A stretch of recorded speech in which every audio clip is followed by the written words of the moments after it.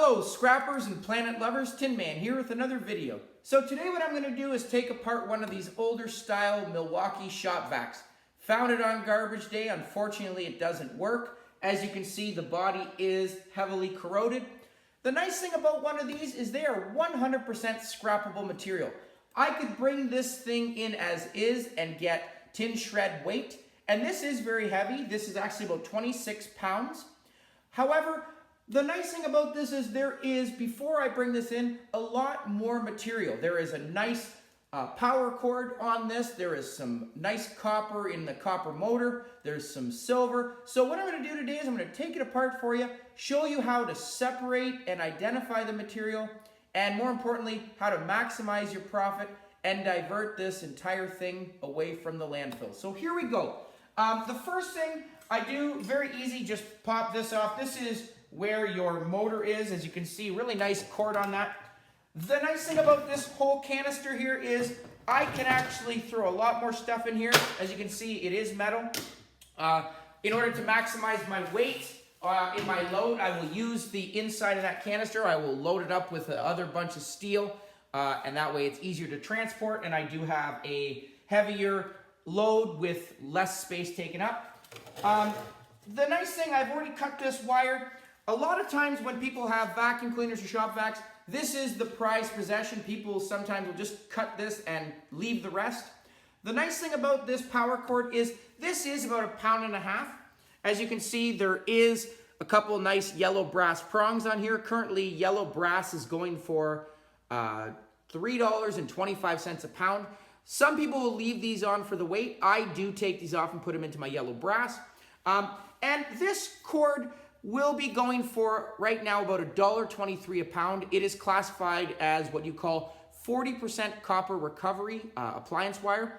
And the reason it's called 40% is, if you can see inside, there are 2 strands of wire that are individually coated with plastic, as well as the outer coating. And scrapyards, what they look at is there is a 40% or a 60% copper recovery category for appliance wire. Because there is more plastic to copper ratio here, there are 2 layers of plastic, it is going to be less copper. So, as I said, $1.23 a pound Canadian, which is still a great price. If this is individually strand, there is only 1 coating. 60% copper recovery is actually going for $2.03 a pound.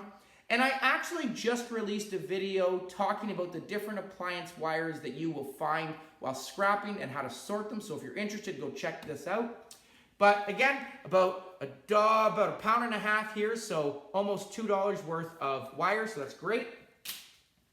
Inside of here, I have already, for the sake of time, removed the screws around the top. And what I like to do is I actually just, when I'm working, have a magnet.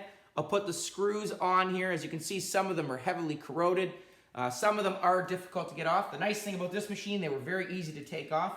But I will put them onto a magnet, and then I will put them into a container for easy transport to the scrapyard. Once I actually fill up my 4-liter jug, it's about 10 pounds worth of steel. So great way to transport it. Safer than bringing it in just a bucket in case it tips or falls. Don't want to see someone get a flat tire while they're going to the scrapyard. So definitely want to be careful of that, as well as yourself.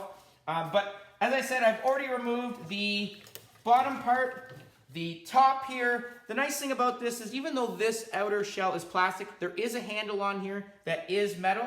So I am going to throw this still into my metal pile. There is also a switch.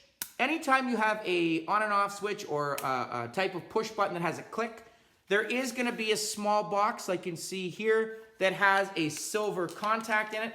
There is also going to be a little bit of copper in there, so all I'm going to do is actually just break that open with a hammer a little bit later. I do also want to make sure I take my pliers and pull the rest of this cord out. As well, there is additional cord inside of here that I'm just cutting right now.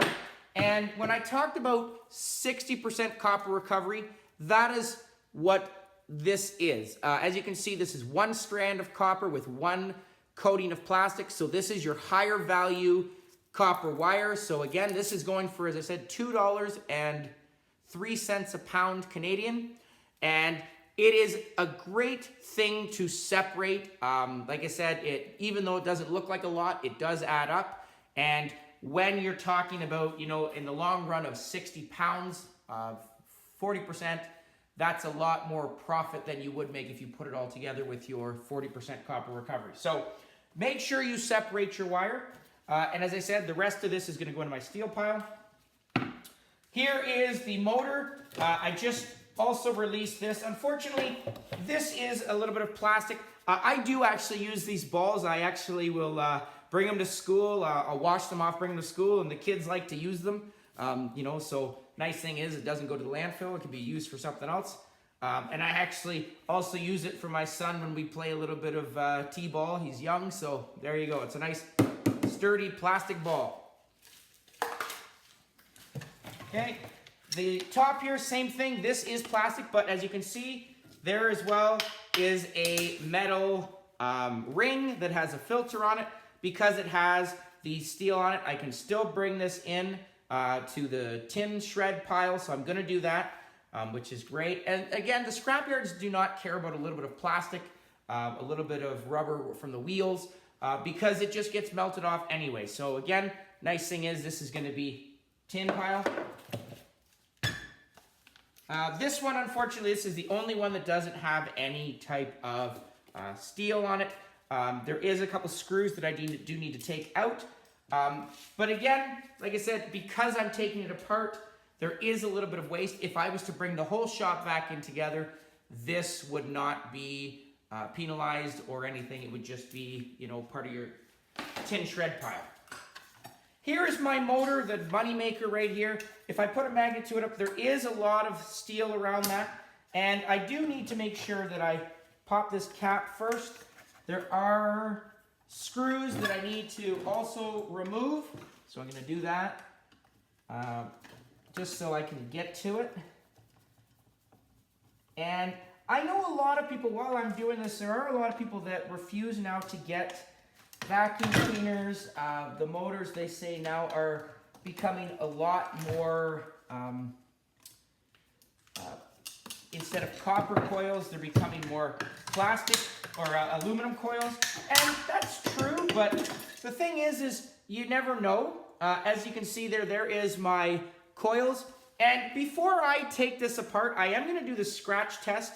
I do want to rub that coil. Sometimes, especially the newer models, they will look like copper, but when you scratch it, it will show a metallic underneath, which says that the wires are actually aluminum. So if I scratch this, you can see that is copper. So this is definitely worth my time to take apart. If I scratch that and it was metallic, it is not worth taking apart. So I would actually just put this into my motor pile as is and get about 10 to 15 cents a pound.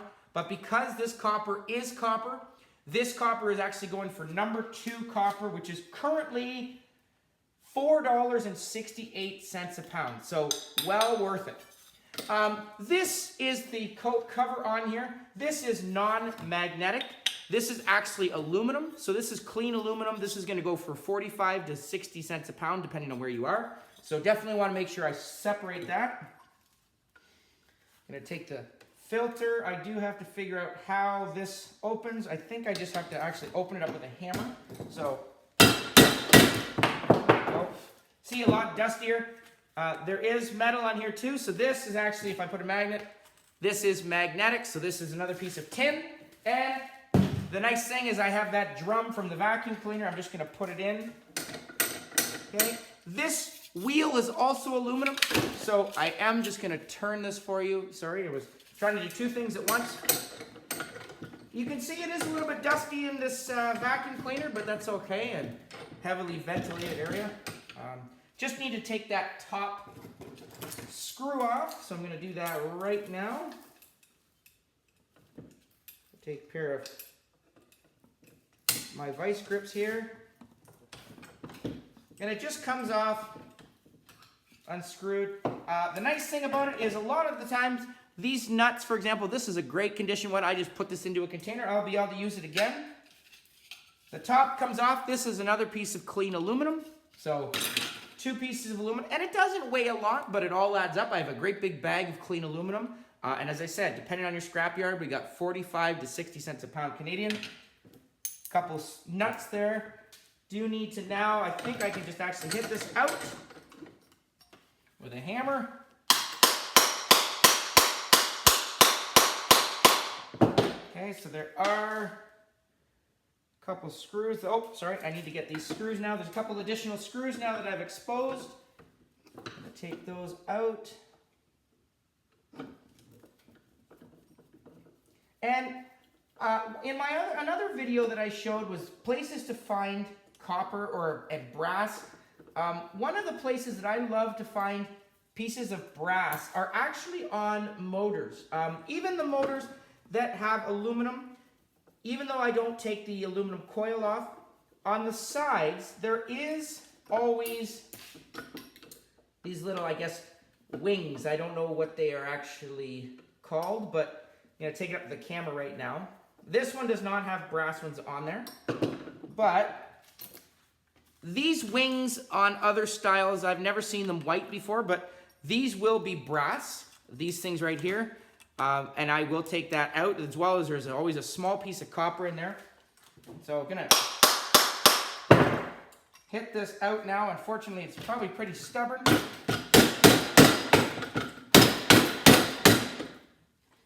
There are no screws. So this is just gonna take a little bit of manpower, I think. I'm gonna have to put it into my vise and use leverage. There are no more bolts. I can't see any more bolts, so I'm gonna try just prying this up. Sometimes I think things that were made a while ago are more sturdy. It could be because of the rust, but I am just as stubborn, so I think I gotta just pry this out of here.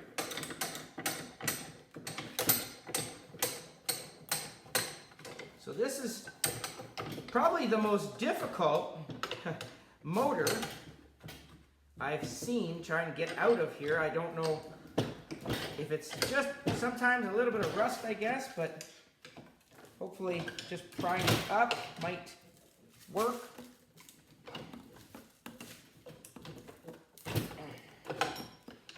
And this will be, there we go. So I think it was, honestly, I think it was glued in there, because it is now coming up, which is good. There we go. Woo! So somehow, oh, there was a couple of bolts from the bottom that were inside you couldn't see. No matter. Here is my motor. And what I'm going to do is just hit this part out. This will slide out, hopefully. There it is. And the nice thing about these is there is an inner core. This is copper still. And I will leave this little steel part on there. It is heavy and it is sharp, so be careful. But this is now going to still go into my copper wire pile, or copper motor pile, sorry. I have seen some people take this wire off. It is very difficult to do because there is like a wax or a glue on it. I've seen someone actually on a video put it in the fire. In my opinion, it is not worth it, especially in terms of burning things, environmental impact. Don't want to see, you know, anything going into the air. So I just throw it in as is into my pile. Now, the nice thing, oh, there is the bolt right there that I have to get. But I'm just going to get my copper. So all I'm going to do is actually just take a grinder. I'm going to just make an incision down this and down this. And I'll turn it over and pop it into, pop it out. So I'm going to do that right now. Put it in my vise. I always wear protection when I do this. Eye protection is very important. I also, because I'm using a grinder, I will also wear gloves. Okay, but love my angle grinder.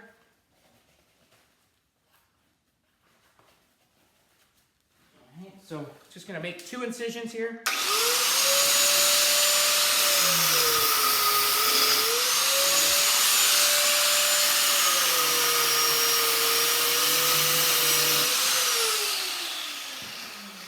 Couldn't get at it with this angle there, and that's okay. So now what I'm just going to do is I'm just going to actually just kind of turn this up a little bit just so the prongs are straight. They're easier to slide out. Oh, there's some really nice copper in there, that's for sure.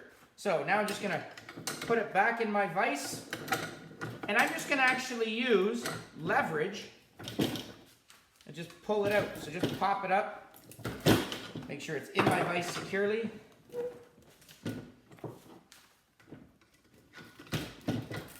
Okay, you can see there's one, and here is the other. Nice slide out there.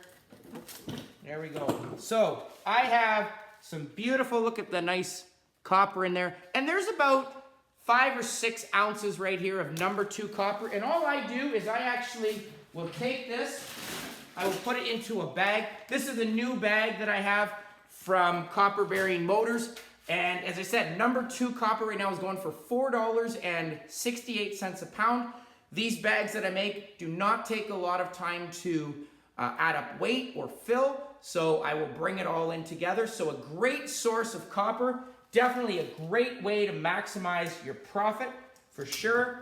And the nice thing about it is the rest of this, because it is steel, this is gonna go into my steel pile. So again, I'll just throw it in that canister from the vacuum.